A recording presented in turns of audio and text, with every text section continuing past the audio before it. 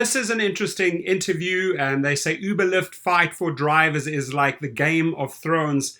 You know, I would say Wall Street doesn't get it. They just pump those numbers up. They want to keep their investors happy. They want to, they want to make money in the up and down in the fluctuation of these stocks, and they always pretend like everything is rosy. This guy here is one of the first Wall Street guys, right, that I think like sort of understands, and the interviewer asks him the right question, but he then understands and gives the right answer, which the companies are afraid to do.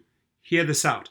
Workers coming out of the pandemic seem to have greater expectations for what they deserve in terms of wages and benefits. And inevitably, every time I interview Dara or, John Zimmer at Lyft or Tony Xu at DoorDash or Fiji Simo at Instacart, I get feedback from drivers who are angry. They feel like they're not paid enough. Do you think that, at these wages that they can really get drivers back to where they were before?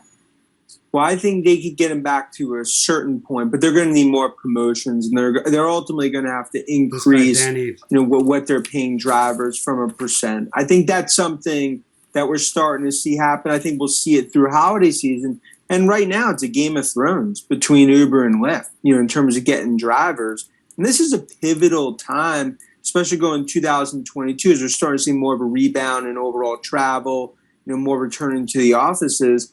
But also they have to do it profitably. Remember, that's going to be the big balancing act for Dara going forward, as they continue to drive growth, but they need to do it profitably. That's what the street needs to focus on, see this stock ultimately move, into the 50s and 60s.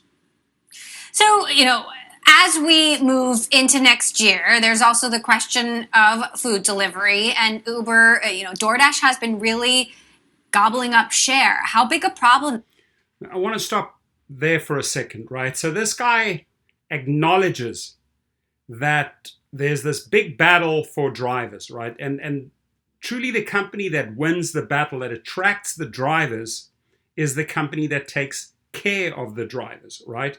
So if he calls us this Game of Thrones between Uber and Lyft recruiting drivers, drivers have been let down too many times. They have been disappointed too many times by these CEOs, right? By Uber and Lyft, right? And as he correctly says, they're going to have to adjust on what he calls it a balancing act, what they pay drivers. They can't just take these supersonic rates from riders and still keep on paying drivers the same as they did pre-pandemic, and even during the pandemic, they paid them less, right? So if you want to destroy your business, if you don't want to see the stock go anywhere, right, and forget about all the fluff and the Wall Street guys just pumping it up after every quarter, what they fundamentally do not understand, this guy apparently understands it, that there is a battle for drivers and it will be won. Drivers will migrate to those companies where they are taken care of. What does it mean to be taken care of, right? I'm just going to grab into my wallet here. I'll tell you what it means to be taken care of. At the end of the week, you have to make several of these, more than you did the week before. And then drivers will come back. And then I think once they adjust those crazy rates for the riders, maybe come down a little bit and come up quite significantly, because they haven't made any changes on the driver's pay. They've got to come up quite significantly, right? In the mileage, the time, the rewards, the bonuses, the surges, and, even bring back the multiplier.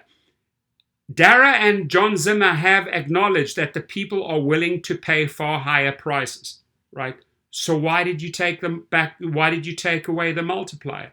We used the multiplier in California to, to make more money. That was taken away from us, right? So this guy understands it. Is the first guy that I've seen in an interview that really understands that drivers need to earn more, and otherwise these stocks are just not going to perform. Your comments, please. Thank you.